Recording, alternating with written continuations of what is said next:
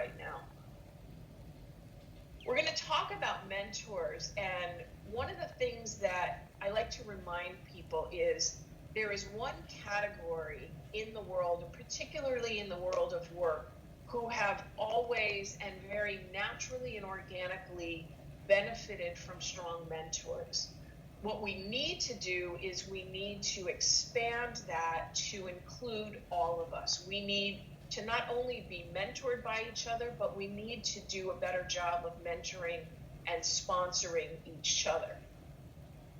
These guys, this meme went viral a few months ago, and I think it just visually is indicative of what so many of us see when we look at our leadership teams. If we go to the next slide, the importance of mentoring and sponsoring, I think if you look at the guys in the previous slide and try to imagine that 20 years later they are these guys, this is what is commonly known as the PayPal Mafia.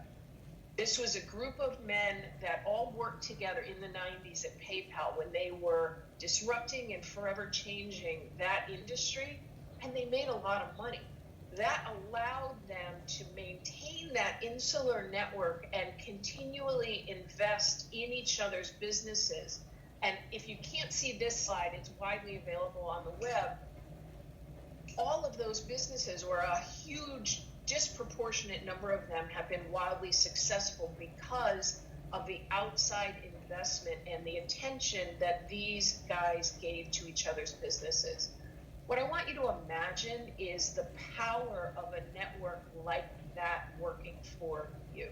And I think, again, if we can disrupt the model of, in my field, we call it meritocracy, where people tend to mentor and sponsor those that remind them of themselves 20 years ago, if we can look and work a little harder to mentor and sponsor people who don't necessarily look like us, that don't love like us, and that don't pray like us, and that don't walk around the world the way that we do, that is going to change forever the way all of us work together.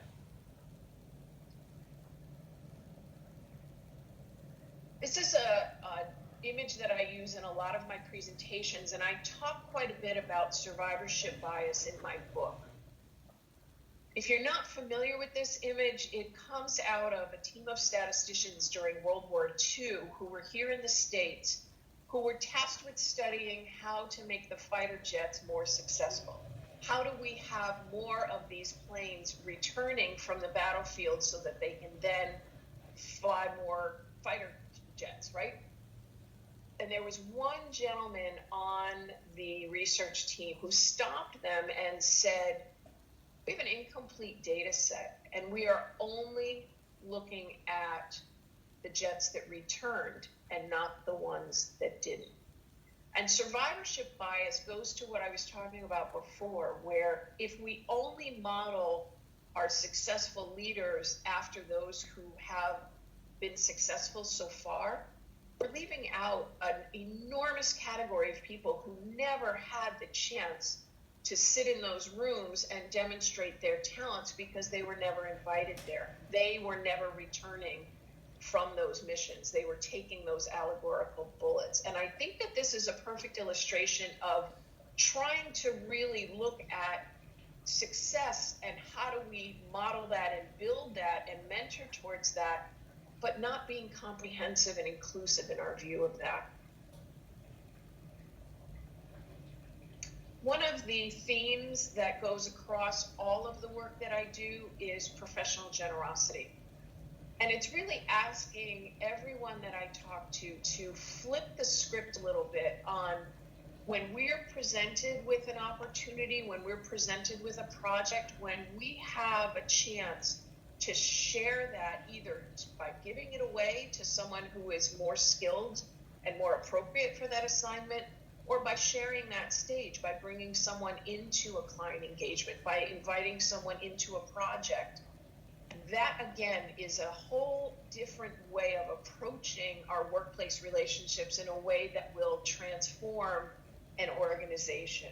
We think right now that there's scarcity in these plum assignments, and there is, but there's nothing saying that you can't bring other talented people through with you. Widen those doors.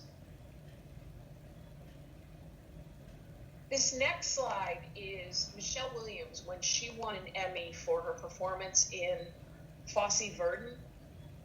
She gave her platform to other people, and I'm using this illustration because it's a perfect example to me of advocacy, which we're going to talk about a little bit more later. But I think it's important to let you know, before she won this Emmy, Michelle Williams was part of another production that included Kevin Spacey and Mark Wahlberg. And because of things that came to light about Kevin Spacey, he was released from the production, forcing Michelle Williams and Mark Wahlberg to go reshoot a number of scenes. It's important to note that Michelle Williams and Mark Wahlberg were both represented by the same talent agency at the time. Michelle Williams' day rate for reshooting those scenes was $1,500. Mark Wahlberg's was $1.5 million. And Michelle Williams received this Emmy, again, for a different performance. But I want to read to you what she said because I think it's so important.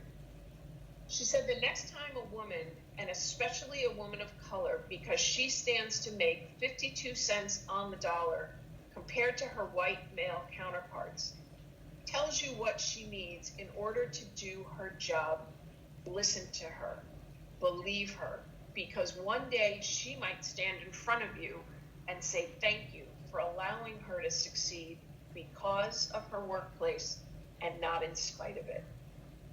So using that platform to have that conversation around listen to women, take us seriously, and take the people who come to you and say what they need to be successful seriously is vital.